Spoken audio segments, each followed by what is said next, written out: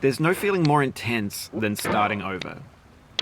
If you deleted your homework the day before it was due, as I have, or if you left your wallet at home and you have to go back after spending an hour in the commute. If you won some money at the casino and then put all your winnings on red but it came up black. If you got your best shirt dry cleaned before a wedding and then immediately dropped food on it. If you won an argument with a friend and then later discovered that they just returned to their original view. Starting over is harder than starting up.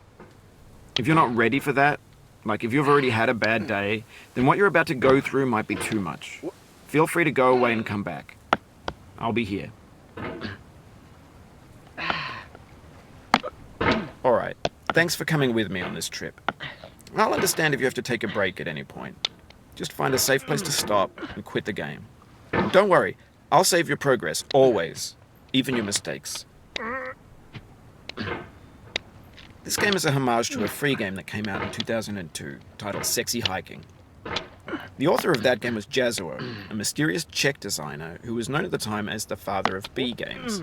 And B games are rough assemblages of found objects. Designers slap them together very quickly and freely, and they're often too rough and unfriendly to gain much of a following. They're built more for the joy of building them than as polished products. In a certain way, Sexy Hiking is the perfect embodiment of a B game.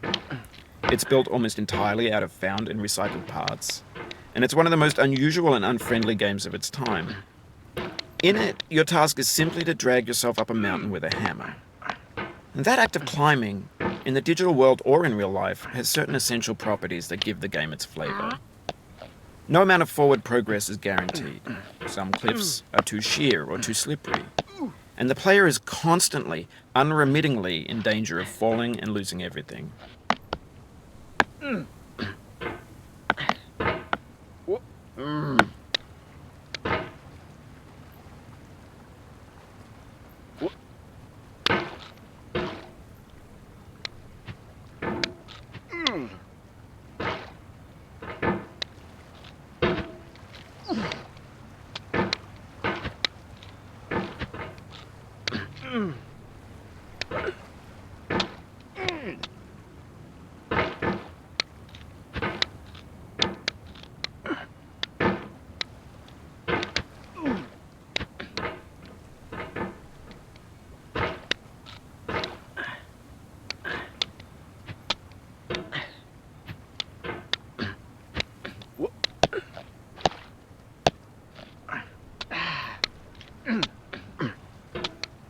Oh, you just lost a lot of progress.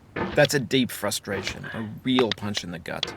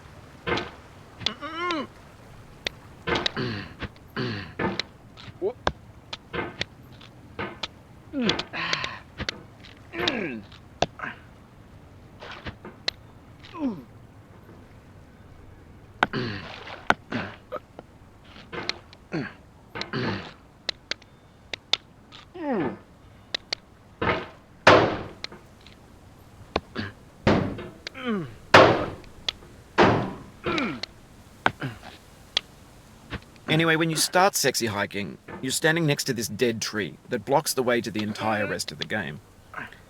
It might take you an hour to get over that tree, and a lot of people never got past it. You prod and you poke at it, exploring the limits of your reach and your strength, trying to find a way up and over. And there's a sense of truth in that lack of compromise. Most obstacles in video game worlds are fake. You can be completely confident in your ability to get through them once you have the correct method or the correct equipment or just by spending enough time. In that sense, every